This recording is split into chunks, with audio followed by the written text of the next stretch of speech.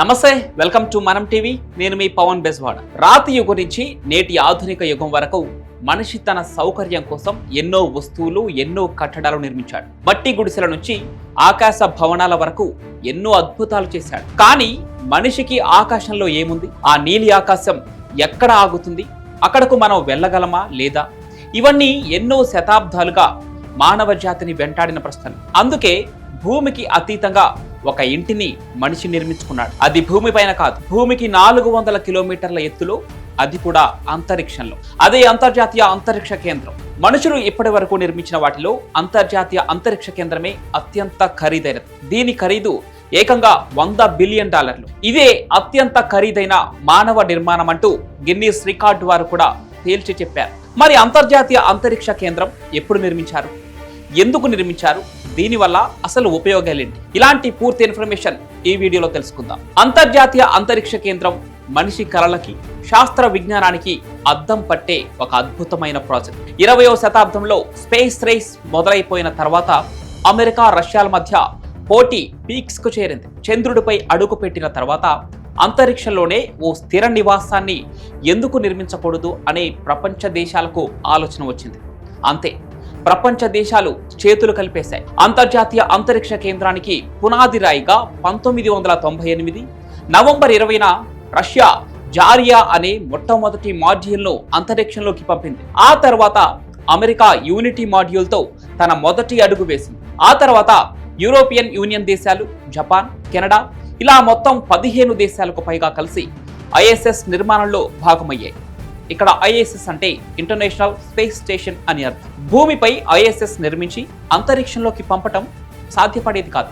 ఎందుకంటే భారీ బరువు ఉండే ఈ వస్తువులను భూమి ఆకర్షణను తప్పించుకుని అంతరిక్షంలోకి తీసుకువెళ్లేంత శక్తివంతమైన రాకెట్స్ ప్రస్తుతానికి లేవు. అందుకే దాదాపు 42 మాడ్యూల్స్ ను విడివిడిగా తయారు చేశారు. ఒక్కో మాడ్యూల్ను స్పేస్ షిప్స్ ద్వారా అంతరిక్షంలోకి పంపారు. అక్కడ ఉన్న ఆస్ట్రోనాట్లు రోబోటిక్ ఆర్మ సాయంతో ప్రతి భాగాన్ని మరో భాగానికి కలిపారు. ఇలా ఒకదానితో ఒకటి కలుపుతూ ఇంటర్నేషనల్ స్పేస్ స్టేషన్ ను నిర్మించారు. ఇక అంతర్జాతీయ అంతరిక్ష కేంద్ర నిర్మాణానికి మొత్తం 13 సంవత్సరాల సమయం పట్టింది. అందుకు దాదాపు $150 మిలియన్ ఖర్చయింది. ఇంటర్నేషనల్ స్పేస్ స్టేషన్ లో విద్యుత్ శక్తి కోసం 8 సోలార్ ప్యానల్స్ ఉంటాయి. మనుషులు సాధారణంగా ఆక్సిజన్ పీల్చుకునేందుకు ప్రెషరైజ్డ్ మాడ్యూల్స్ ఉంటాయి. పరిశోధనలు చేసేందుకు ల్యాబొరేటరీస్, ఇంటర్నేషనల్ స్పేస్ స్టేషన్ లోపల ఉండే వేడి గాలిని బయటకు పంపేందుకు రేడియేటర్స్, భూమి నుంచి వచ్చే రాకెట్లు, కార్గో షిప్లు, ఇంటర్నేషనల్ స్పేస్ స్టేషన్ కు అనుసంధానమయ్యేందుకు docking points, international space station బయట భాగాల్లో ఏమైనా పనులు చేసుకునేందుకు రోబో ఆర్మ్స్ లాంటివి ఉంటాయి. ఇక వీటన్నిటినీ సమకూర్చిన తర్వాత 2000 సంవత్సరం నవంబర్ 2న ఐఎస్ఎస్ లోకి మనిషి అడుగు పెట్టాడు. అప్పటి నుంచి ఇప్పటి వరకు దాదాపు 6 నుంచి 10 మంది ఆస్ట్రోనాట్లు ఇంటర్నేషనల్ స్పేస్ స్టేషన్లో పరిశోధనలు చేస్తూనే ఉన్నారు.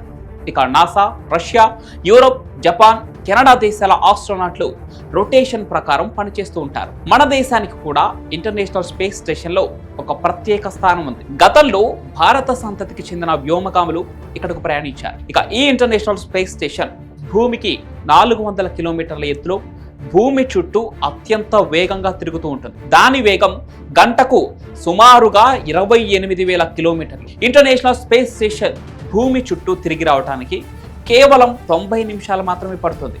అంటే ఒక రోజులో దాదాపుగా 16 సార్లు ఈ భూమిని చుట్టేస్తుంది.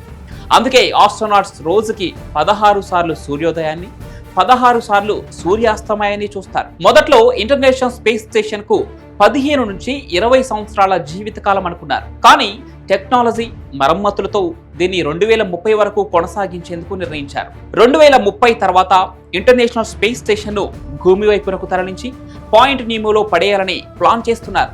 పాయింట్ నీమో అంటే భూమిపై ఉన్న అత్యంత సుదూర సముద్ర ప్రాంతం.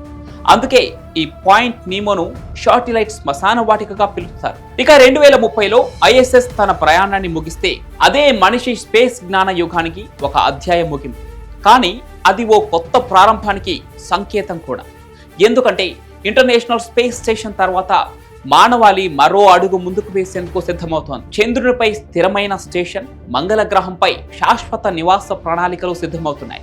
ఈ క్రమంలోనే మన భారతదేశం కూడా స్పేస్ లో నిర్మించేందుకు సన్నాహాలు చేస్తోంది. 2035 నాటికి ఈ స్వదేశీ స్పేస్ స్టేషన్ ను అంతరిక్షంలో ప్రవేశపెట్టాలని లక్ష్యంగా పెట్టుకుంది ఇస్రో. భారత స్పేస్ స్టేషన్ బరువు 20 టన్నులు ఉండబోతోంది. ఇది భూమి నుండి 400 కిలోమీటర్ల ఎత్తులో ఆర్బిట్ లో భూమి చుట్టూ చక్కర్లు కొడుతుంది. ఇందులో ఒకేసారి 2 నుంచి 3 మంది భారతీయ అంతరిక్ష యాత్రికులు కొంతకాలం ఉండేలా ఏర్పాట్లు చేయబోతున్నారు. ఇక 2030లో ISS కోల్పోబోతున్న 2035 నాటికి భారతదేశ స్పేస్ స్టేషన్ అందుబాటులోకి రాబోతోంది. భవిష్యత్తు తరం కోసం మన శాస్త్రవేత్తలు అంతరిక్షంలో మరో మైలురాయి రాసే సమయం దగ్గరలోనే ఉంది. ఇప్పటికే ఎన్నో విజయాలు సాధించిన భారత్ భవిష్యత్తులో మరిన్ని విజయాలు సాధించాలని కోరుకుందాం. ఈ వీడియో మీకు నచ్చినట్లయితే లైక్ చేసి షేర్ చేయండి. ఇలాంటి మరిన్ని ఇన్ఫర్మేటివ్ వీడియోస్ కోసం మనం టీవీని సబ్స్క్రైబ్ చేసుకోండి.